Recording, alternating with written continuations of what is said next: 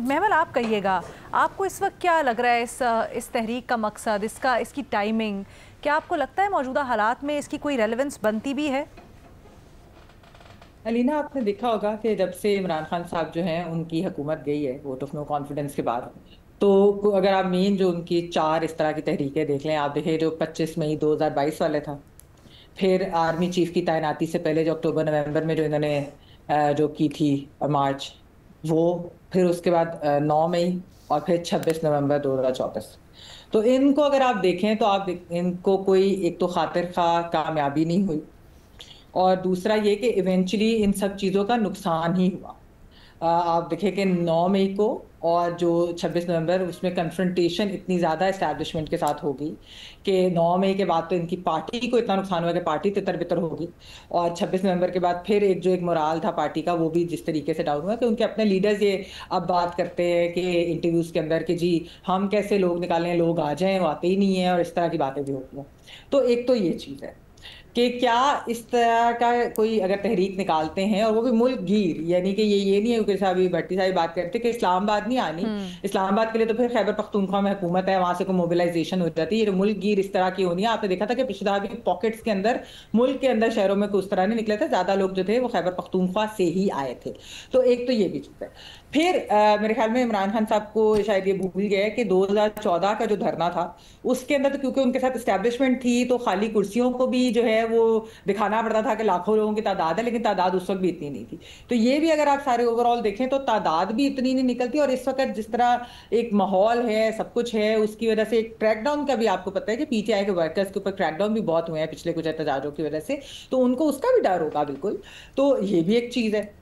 तो ये कोई मौजू टाइम तो है नहीं। दूसरा अलीना, एक और भी मसला है। अब देखिए ना, पीटीआई का क्या है कि वो सिर्फ हर वक्त ये एहतजाज की कॉल दे देना, इससे जो एक मैसेज जाता है वो बेसिकली ये है कि इमरान खान साहब जो हैं वो इंटरेस्टेड नहीं है पार्लियामेंट्री पॉलिटिक्स के अंदर, वो इंटरेस्टेड नहीं है गवर्नेंस के अंदर, वो सिर्फ और सिर्फ इंटरेस्टेड हैं कि किसी भी तरीके से एक केओस और एक इस तरह की आप फिजा पैदा करें कि जिसके बाद जो है इस्टेब्लिशमेंट हमसे बात करने पर तैयार हो, और फिर वो हमें वापस जो है पावर में आना है। यानी कि किसी भी चीज़ जो भी करना है वो एंड के ऊपर ये कि किसी तरह से उनको लाना है। लेकिन इस वक्त जो एक माहौल है, एक हाइब्रिड हुकूमत की जो सोच भी है, वो बेसिकली ये है कि जिस वक्त पीटीआई की गवर्नमेंट गई थी 2022 के अंदर, उस वक्त दो तीन बड़े मसाइल थे। एक इकोनॉमी का इशू था, और दूसरा इशू फॉरेन पॉलिसी का बहुत बड़ा इशू था। आपको पता है कि बाइडन को कॉल करते थे, बाइडन बात नहीं करता था। उस वक्त मोदी से भी बात करने की ट्राई करते थे, वो भी नहीं होता। यूएई, सऊदी अरब नाराज था, चाइना के साथ प्रॉब्लम्स चल रहे थे, टर्की मलेशिया के साथ एक कमिटमेंट करके वो फुलफिल नहीं की, उधर भी नाराजगी थी। तो ओवरऑल एक हम फॉरेन पॉलिसी में ना बहुत ज्यादा हम आइसोलेटेड थे। अब जो है पिछले कुछ सालों के अंदर, और खासतौर पर अभी जो ये सारा कुछ हुआ है, इंडिया पाकिस्तान का कॉन्फ्लिक्ट जिस तरीके से हुआ है, उसके बाद जो हमने इनरोड्स फॉरेन पॉलिसी में हमने बनाए हैं ना, हम जो हैं यानी कि इस चीज को एक ये नजर आता है कि बेहतरी की तरफ हम जा रहे हैं। और इकोनॉमी भी आप देखें कि डिफॉल्ट के दहाने से, अली ना यहाँ पर बातें हम इस शो के ऊपर कितनी बात कर चुके हैं कि हम कितने करीब थे डिफॉल्ट के, और किस तरीके से अब जाके इकोनॉमी स्टेबल हो रही है, और आहिस्ता आहिस्ता इवेंचुअली ग्रोथ की तरफ इसको लेके जाना है। तो इस माहौल के अंदर जब आप इस तरह एहतजाज की तहरीक की कॉल देते हैं, तो उससे एक मैसेज भी जो जाता है, वो किस किस्म का मैसेज आता है कि आप क्या चाहते हैं कि जो स्टेबिलिटी अगर आ रही है, जो बेहतरी अगर आ रही है, वो क्यों ना है। देखिए, वैसे तो एहतजाज बिल्कुल एक जमहूरी हक है, ठीक है। लेकिन उससे एक बहुत बेहतर जो है चीज़ ये होती है कि अगर आपको पता है कि मैं आपको ये बताती चलूँ अलीना, कि मुज़ाकरात के ऊपर जो हुकूमत से अगर पीटीआई मुज़ाकरात करना चाहे, इसके ऊपर कोई जो है पाबंदी नहीं है, बल्कि ग्रीन लाइट ही है। जिन आपको पता है कि यहाँ पर जो वो होती हैं एस्टेब्लिशमेंट वगैरह, उनकी तरफ से भी ग्रीन लाइट है कि आप मुज़ाकरात करें, हुकूमत बेशक इनके साथ करे, और फिर जो है कोई रास्ता निकाले।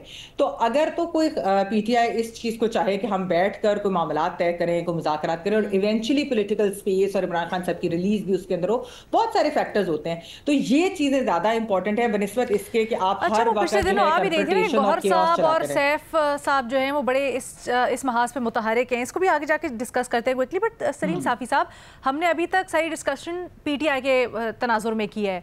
महमूद खान अचकजई क्यों ऐलान कर रहे हैं? वो ये वक्त क्यों समझते हैं कि मुल्क की तहरीक के लिए बड़ा अहम है?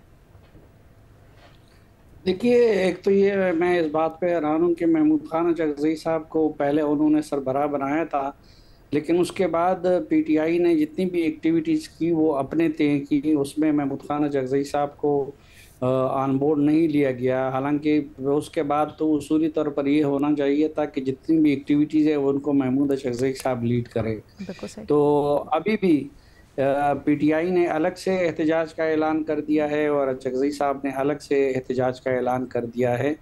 और शायद मकासद में भी फ़र्क है, क्योंकि पीटीआई का असल मकसद इमरान खान साहब को रिहा कराना है, जबकि महमूद खान चकज़ई साहब आइन की बालादस्ती और दीगर मसाइल के इशूज़ की बुनियाद पर तहरीक चलाना चाहते हैं।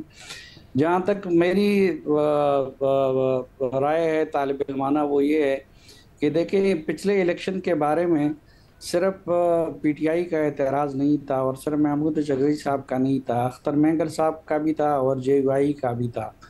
अगर तो ये सब मिल के कोई मुश्तरका तहरीक चलाते हैं तो वो तो हुकूमत के लिए ख़तरनाक साबित हो सकती है, लेकिन अगर अलग अलग इसी तरह तहरीकों का ऐलान हो तो मेरे ख़्याल में उससे ज़्यादा कोई नतीजा नहीं निकल सकता फौरी इनके हक़ में। और दूसरा, जो अभी इमरान खान साहब ने किया है तहरीक का ऐलान, तो उसके खदोखाल अभी जिस तरह भट्टी साहब कह रहे हैं, उन्होंने वाजे नहीं किए हैं कि किस तरीके की तहरीक होगी। तो जब खदोखाल वाजे हो जाए तो उसके बाद हम इस पर तबसरा करने के काबिल हो सकेंगे। बिल्कुल सही। लेकिन सर, इस वक्त क्या टाइमिंग की रेलेवेंस समझ रहे हैं आप? चले, खान साहब को तो हम डेफिनेटली डिस्कस करते हैं, उनके ऊपर जिस तरह का दबाव है, महमूद चकज़ई वगैरह कर रहे हैं, तो सिर्फ ये इलेक्शंस के लिए? क्योंकि इस वक्त हम देख रहे हैं बड़ी कंफर्टेबल पोजीशन में एस्टैब्लिशमेंट, क्यों इस वक्त? नहीं, देखिए, ये तो जब हुकूमत होती है, हुकूमत को हर वक्त एहतजाज के लिए नामनासिब नज़र आती है और मुल्क को उनको ख़तरात से दो चार नज़र आता है, और जो अपोजिशन होती है उनको हर वक्त एहतजाज के लिए मौजू नज़र आता है। अच्छा, तो आप यही समझते हैं कुछ। ठीक है साफ़ी साहब।